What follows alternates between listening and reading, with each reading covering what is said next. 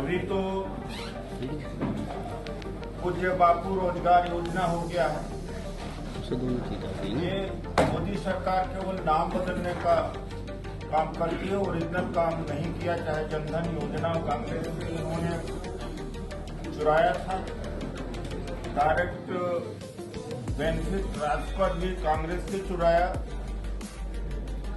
और स्वच्छ भारत भी कांग्रेस का ही चुराया हुआ है। यानी इनका ओरिजिनल कुछ नहीं है, नाम बदल करके ये अपना लेबल लगा लेते हैं। मुझे याद है कि मैं उस समय पार्लियामेंट में था जब मोदी जी ने कहा था कि नरेगा को खत्म करने नहीं दूंगा। ये वो धरोहर कांग्रेस की जो ये हमेशा याद दिलाती रहेगी कि किस तरह से कांग्रेस ने देश में गरीबी का इतिहास रचा या गरीबी पैदा किया, उसका एक जीती जाती तस्वीर रहेगी। लेकिन बाद में वही नरेगा कोविड के टाइम में लाइफ लाइन हुआ पूरे देश के लिए। अब उसी नरेगा का नाम इन्होंने बदला है। ये डिपार्टमेंट बहुत बड़ा है।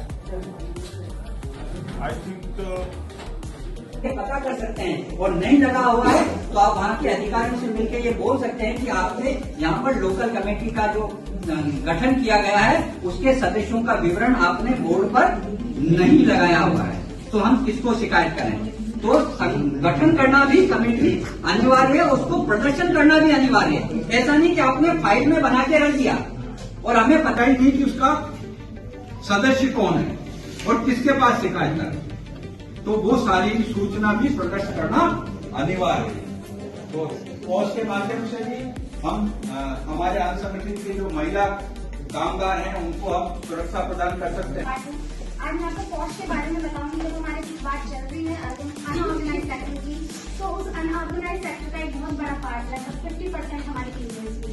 जैसे आप सबको पता होगा, हमारे यहाँ जो दिल्ली की आजादपुर मंडी है सब्जी मंडी, वो एशिया की सबसे बड़ी सब्जी मंडी है।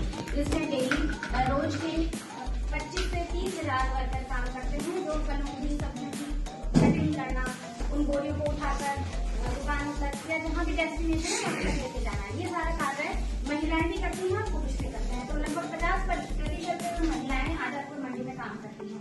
तो ये सिर्फ एक फैक्ट है, ये सिचुएशन है जो हम आपके साथ शेयर कर रहे हैं। ये डाटा हमें बताता है कि अनऑर्गेनाइज सेक्टर में जो महिलाएं काम कर रही हैं वो कहाँ तक सुरक्षित है। उसके लिए हमारी सरकार और हमारा जो सरकारी मशीनरी है वो क्या काम कर रहे हैं। जैसे कि हम सबको पता है, posh act, prevention of sexual harassment act, ये महिलाओं के काम क्षेत्रों पर, कार्य स्थल पर उनकी शारीरिक या मानसिक शोषण, यहाँ से जो शारीरिक शोषण है इसकी बहुत व्यापक परिभाषा करी गई है, और इसमें हमारा शारीरिक प्लस मानसिक किसी भी तरह का शोषण कार्यस्थल पर महिलाओं का ना हो, ये हमारा पॉश एक्ट 2013 का एक्ट है, ये सुनिश्चित करता है। उनके तहत सिविल कोड की पूरी राइट्स के और उनकी जो ड्यूटीज हैं उनके देखते हुए, जैसे कि हमारी कोर्ट की प्रक्रिया होती है, एविडेंस को लेना, विटनेस को सुनना, सारा प्रोसेस वहाँ पे फॉलो होता है। लेकिन अनऑर्गेनाइज सेक्टर में ये सब पॉसिबल नहीं है। दूसरा हम बात करेंगे